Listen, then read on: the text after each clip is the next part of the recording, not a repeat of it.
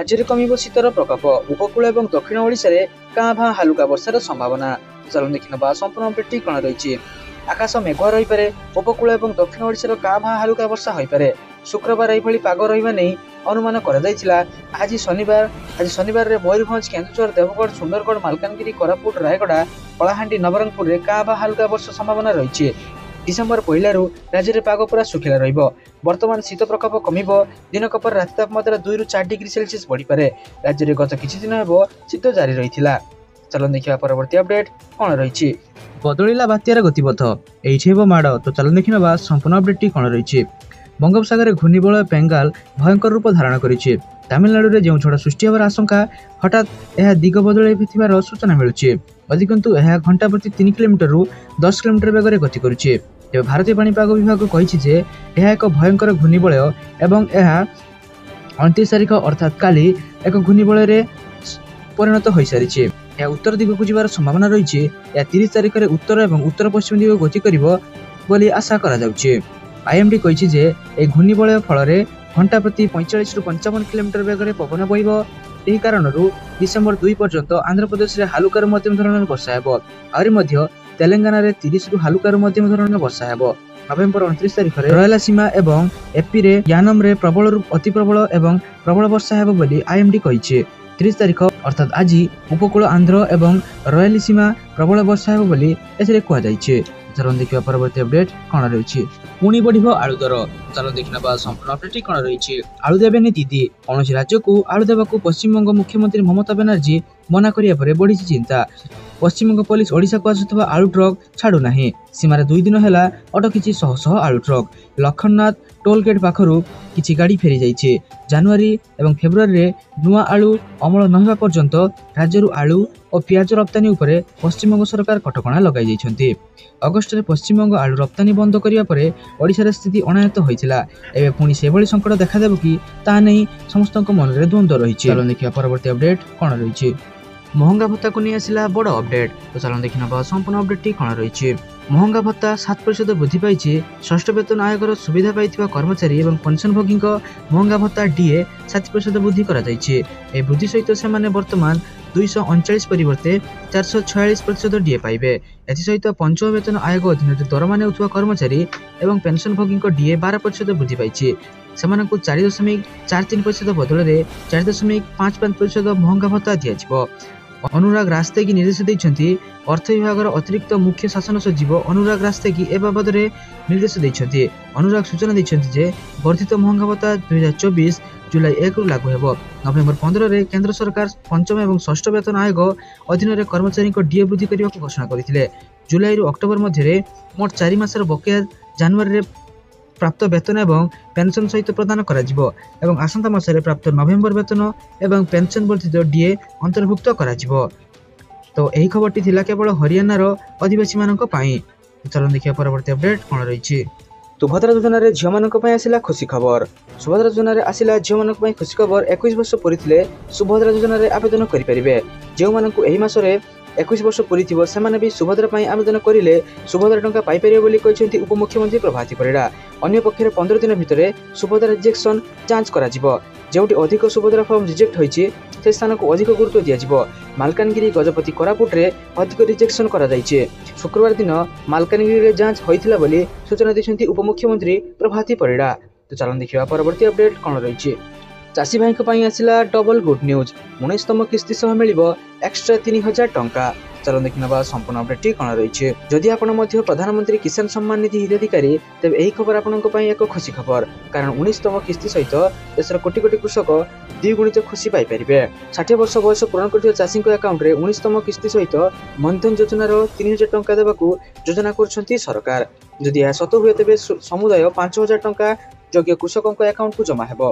केवल गत मासरे कृषक मानक पई 18तम किस्ती रिलीज कर दैथिला जेउथिरे केवल 9.4 कोटी कृषक ए योजना लाभ पाइथिले। प्रधानमंत्री किसान सम्मान निधिर 18तम किस्ती सेप्टेम्बर मासरे महाराष्ट्र गस्त समय प्रधानमंत्री मोदी द्वारा योग्य कृषकों अकाउंट को क्रेडिट होइथिला। किंतु वर्तमान 19तम किस्ती हिताधिकारी तालिका प्रस्तुत हेबाकू लागिछि। तेबे देखिबाकू बाकी रहिला केते कृषक एथर पीएम पांठिर लाभ पाइबे। कारण 18तम किस्ती समय 9.4 कोटी चाषी को ए योजनार लाभ दिया जाइथिला। ए योजनार प्राय 12 कोटी कृषक पंजीकृत होइछन्ति ଏବେ ଦେଖିବାକୁ ବାକି ରହିଲା କି ଏଥର କିଛି ଚାଷୀଙ୍କୁ ଯୋଗ କରାଯିବ କିମ୍ବା କାଟାଯିବ। 60 ବର୍ଷ ବୟସ ପୂରଣ କରିବା ପରେ ଏହିପରି ଚାଷୀଙ୍କୁ ମାସିକ କିସ୍ତି ଭାବରେ 3000 ଟଙ୍କା ଦିଆଯାଏ। ଏଥର 19ତମ କିସ୍ତି ଗତ ଜାନୁଆରୀ ମାସରେ ଆସିବ ବୋଲି ଆଶା କରାଯାଉଛି। ସୂତ୍ରରୁ ପ୍ରକାଶ ଯେ 19 କିସ୍ତି ସହିତ ମନଧନ ଯୋଜନାର 3000 ଟଙ୍କା ମଧ୍ୟ ଦିଆଯିବ, ଅର୍ଥାତ୍ ଯୋଗ୍ୟ କୃଷକଙ୍କ ଆକାଉଣ୍ଟରେ 5000 ଟଙ୍କା ଜମା ହେବ। ଏହିପରି ଯୋଗ୍ୟ କୃଷକମାନେ ଦ୍ୱିଗୁଣିତ ଖୁସି ପାଇପାରିବେ। ଚାଲନ୍ତୁ ଦେଖିବା ପରବର୍ତ୍ତୀ ଅପଡେଟ୍ କ'ଣ ରହିଛି। ଓଡ଼ିଶା ଷ୍ଟାଫ୍ ସିଲେକ୍ସନ କମିଶନ OSSCରେ 324ଟି ପଦବୀ ଖାଲି। ଚାଲନ୍ତୁ ଦେଖିନେବା ସମ୍ପୂର୍ଣ୍ଣ ଅପଡେଟ୍ଟି କ'ଣ ରହିଛି। Odisha staff selection commission OSSC ପକ୍ଷରୁ ନୋଟିଫିକେସନ ଜାରି କରାଯାଇଛି।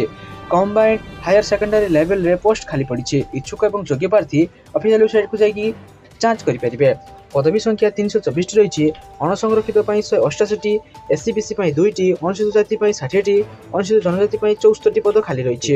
ଆବେଦନ କରିବାର ତାରିଖ ଆରମ୍ଭ ହୋଇଯାଇଛି। ଆବେଦନ କରିବାର ଶେଷ ତାରିଖ 26 ଡିସେମ୍ବର ରହିଛି। ଇଚ୍ଛୁକ ପ୍ରାର୍ଥୀମାନେ ଯୁକ୍ତ 2 ବିଜ୍ଞାନ ସହିତ ଭୋକେସନାଲ କୋର୍ସ କରିଥିବା ଜରୁରୀ। ଇଚ୍ଛୁକ ପ୍ରାର୍ଥୀଙ୍କ ବୟସ 21 ବର୍ଷରୁ 38 ବର୍ଷ ମଧ୍ୟରେ ହୋଇଥିବା ଜରୁରୀ। ପ୍ରାର୍ଥୀଙ୍କ ଚୟନ ପ୍ରିଲିମିନାରୀ ପରୀକ୍ଷା, ଲିଖିତ ପରୀକ୍ଷା, ସାର୍ଟିଫିକେଟ୍ ଭେରିଫିକେସନ ଜରିଆରେ କରାଯିବ। ଆବେଦନ ପାଇଁ ଆଗ୍ରହ ଥିବା କୌଣସି ପ୍ରାର୍ଥୀ ଆବେଦନ ଶୁଳ୍କ ଦେବାକୁ ପଡ଼ିବ ନାହିଁ। ତ ଅଧିକ ଜାଣିବା ପାଇଁ ଆପଣମାନେ ଏହାର ଅଫିସିଆଲ ୱେବସାଇଟ୍ OSSCକୁ ଯାଇ ଆପଣମାନେ ସମ୍ପୂର୍ଣ୍ଣ ବିବରଣୀକୁ ଜାଣି ଏହାକୁ ଆବେଦନ କରିପାରିବେ। ତ ଚାଲନ୍ତୁ ଦେଖିବା ପରବର୍ତ୍ତୀ ଅପଡେଟ୍ କ'ଣ ରହିଛି। ଏଥର ରହିଛି ଆଉ 2 ଦିନ ସମୟ, ଜଲ୍ଦି କରିନିଅନ୍ତୁ ଏହି କାମ, ନହେଲେ କଟିଯିବ ରାସନ କାର୍ଡ। ଚାଲନ୍ତୁ ଦେଖିନେବା ସମ୍ପୂର୍ଣ୍ଣ ଅପଡେଟ୍ଟି କ'ଣ ରହିଛି। ବିଶେଷ କରି ଯଦି ଆପଣ ରାସନ କାର୍ଡ ହିତାଧିକାରୀ ତେବେ ଏହି ଖବର ଆପଣଙ୍କ ପାଇଁ ରହିଛି। ଯଦି ଆପଣ ଏପର୍ଯ୍ୟନ୍ତ EKYC କରିନାହାନ୍ତି ତେବେ ଏହାକୁ ତୁରନ୍ତ କରିନିଅନ୍ତୁ, ଅନ୍ୟଥା ନାମ ହିତାଧିକାରୀ ତାଲିକାରୁ ହଟିଯାଇପାରେ। ତେବେ ମାଗଣା ରାସନ ପାଇଁ ଡିସେମ୍ବରରେ ବନ୍ଦ ହୋଇଯାଇପାରେ। ରାସନ କାର୍ଡ ପାଇଁ ବଡ଼ ଖବର ଆସିଯାଇଛି। ବାସ୍ତବରେ ସବୁ ରାଜ୍ୟର ଖାଦ୍ୟ ସୁରକ୍ଷା ବିଭାଗ ଜାତୀୟ ଖାଦ୍ୟ ସୁରକ୍ଷା ଯୋଜନାରେ ମନୋନୀତ ପରିବାରର ରାସନ କାର୍ଡରେ ଅନ୍ତର୍ଭୁକ୍ତ ସମସ୍ତ ସଦସ୍ୟଙ୍କ ପାଇଁ EKYC କରିବା ବାଧ୍ୟତାମୂଳକ କରିଦିଆଯାଇଛି, ଯାହାର ଶେଷ ତାରିଖ ନଭେମ୍ବର 30 ଭାବରେ ସ୍ଥିର କରାଯାଇଛି। ଖାଦ୍ୟ ସୁରକ୍ଷା ଯୋଜନାର ଯୋଗ୍ୟ ହିତାଧିକାରୀମାନେ ନଭେମ୍ବର 2024 ସୁଦ୍ଧା ଉଚିତ ମୂଲ୍ୟ ଦୋକାନ ପରିଦର୍ଶନ କରି EKYC କରିପାରିବେ। ବର୍ତ୍ତମାନ ରାଜ୍ୟରେ ଜାତୀୟ ଖାଦ୍ୟ ସୁରକ୍ଷା ଯୋଜନା ଅଧୀନରେ 4.46 କୋଟି ଲୋକ ଉପକୃତ ହେଉଛନ୍ତି। EKYC କରିବା ବେଳେ ଏହି ଜିନିଷଗୁଡ଼ିକୁ ଧ୍ୟାନ ରଖନ୍ତୁ। EKYC ପାଇଁ ରାସନ କାର୍ଡରେ ପଞ୍ଜୀକୃତ ସମସ୍ତ ସଦସ୍ୟଙ୍କ ପାଇଁ ଯାଞ୍ଚ ଆବଶ୍ୟକ କରାଯାଇଛି। ଯଦି ଜଣେ ସଦସ୍ୟଙ୍କ EKYC ନ କରନ୍ତି ତେବେ ରାସନ କାର୍ଡ ଆପଡେଟ୍ ହେବ ନାହିଁ ଏବଂ ଆପଣଙ୍କର ରାସନ କାର୍ଡ କଟିଯିବାର ମଧ୍ୟ ଭୟ ରହିଛି। ତେଣୁ ଯେଉଁମାନଙ୍କର ରାସନ କାର୍ଡ ଏପର୍ଯ୍ୟନ୍ତ ଆପଡେଟ୍ ନ କରିଛନ୍ତି ସେମାନେ ତୁରନ୍ତ ନିକଟସ୍ଥ ଡିଲରଙ୍କ ପାଖକୁ ଯାଇ ନିଜର EKYCକୁ ସମ୍ପୂର୍ଣ୍ଣ କରାଇ ନିଅନ୍ତୁ, ନଚେତ୍ ଆପଣଙ୍କର ରାସନ କାର୍ଡ କଟି ଯାଇପାରେ। ଚାଲନ୍ତୁ ଦେଖିବା ପରବର୍ତ୍ତୀ ଅପଡେଟ୍ କ'ଣ ରହିଛି। ଏଥର ରହିଛି ଆଉ 2 ଦିନ ସମୟ, ଜଲ୍ଦି କରିନିଅନ୍ତୁ ଏହି କାମ, ନହେଲେ କଟିଯିବ ରାସନ କାର୍ଡ। ଚାଲନ୍ତୁ ଦେଖିନେବା ସମ୍ପୂର୍ଣ୍ଣ ଅପଡେଟ୍ଟି କ'ଣ ରହିଛି। ବିଶେଷ କରି ଯଦି ଆପଣ ରାସନ କାର୍ଡ ହିତାଧିକାରୀ ତେବେ ଏହି ଖବର ଆପଣଙ୍କ ପାଇଁ ରହିଛି। ଯଦି ଆପଣ ଏପର୍ଯ୍ୟନ୍ତ EKYC କରିନାହାନ୍ତି ତେବେ ଏହାକୁ ତୁରନ୍ତ କରିନିଅନ୍ତୁ, ଅନ୍ୟଥା ନାମ ହିତାଧିକାରୀ ତାଲିକାରୁ ହଟିଯାଇପାରେ। ତେବେ ମାଗଣା ରାସନ ପାଇଁ ଡିସେମ୍ବରରେ ବନ୍ଦ ହୋଇଯାଇପାରେ। ରାସନ କାର୍ଡ ପାଇଁ ବଡ଼ ଖବର ଆସିଯାଇଛି। ବାସ୍ତବରେ ସବୁ ରାଜ୍ୟର ଖାଦ୍ୟ ସୁରକ୍ଷା ବିଭାଗ ଜାତୀୟ ଖାଦ୍ୟ ସୁରକ୍ଷା ଯୋଜନାରେ ମନୋନୀତ ପରିବାରର ରାସନ କାର୍ଡରେ ଅନ୍ତର୍ଭୁକ୍ତ ସମସ୍ତ ସଦସ୍ୟଙ୍କ ପାଇଁ EKYC କରିବା ବାଧ୍ୟତାମୂଳକ କରିଦିଆଯାଇଛି, ଯାହାର ଶେଷ ତାରିଖ ନଭେମ୍ବର 30 ଭାବରେ ସ୍ଥିର କରାଯାଇଛି। ଖାଦ୍ୟ ସୁରକ୍ଷା ଯୋଜନାର ଯୋଗ୍ୟ ହିତାଧିକାରୀମାନେ ନଭେମ୍ବର 2024 ସୁଦ୍ଧା ଉଚିତ ମୂଲ୍ୟ ଦୋକାନ ପରିଦର୍ଶନ କରି EKYC କରିପାରିବେ। ବର୍ତ୍ତମାନ ରାଜ୍ୟରେ ଜାତୀୟ ଖାଦ୍ୟ ସୁରକ୍ଷା ଯୋଜନା ଅଧୀନରେ 4.46 କୋଟି ଲୋକ ଉପକୃତ ହେଉଛନ୍ତି। EKYC କରିବା ବେଳେ ଏହି ଜିନିଷଗୁଡ଼ିକୁ ଧ୍ୟାନ ରଖନ୍ତୁ। EKYC ପାଇଁ ରାସନ କାର୍ଡରେ ପଞ୍ଜୀକୃତ ସମସ୍ତ ସଦସ୍ୟଙ୍କ ପାଇଁ ଯାଞ୍ଚ ଆବଶ୍ୟକ କରାଯାଇଛି। ଯଦି ଜଣେ ସଦସ୍ୟଙ୍କ EKYC ନ କରନ୍ତି ତେବେ ରାସନ କାର୍ଡ ଆପଡେଟ୍ ହେବ ନାହିଁ ଏବଂ ଆପଣଙ୍କର ରାସନ କାର୍ଡ କଟିଯିବାର ମଧ୍ୟ ଭୟ ରହିଛି। ତେଣୁ ଯେଉଁମାନଙ୍କର ରାସନ କାର୍ଡ ଏପର୍ଯ୍ୟନ୍ତ ଆପଡେଟ୍ ନ କରିଛନ୍ତି ତେବେ ସେମାନେ ନିକଟସ୍ଥ ଡିଲରଙ୍କ ପାଖକୁ ଯାଇ ନିଜର EKYCକୁ ସମ୍ପୂର୍ଣ୍ଣ କରାଇ ନିଅନ୍ତୁ, ନଚେତ୍ ଆପଣଙ୍କର ରାସନ କାର୍ଡ କଟି ଯାଇପାରେ।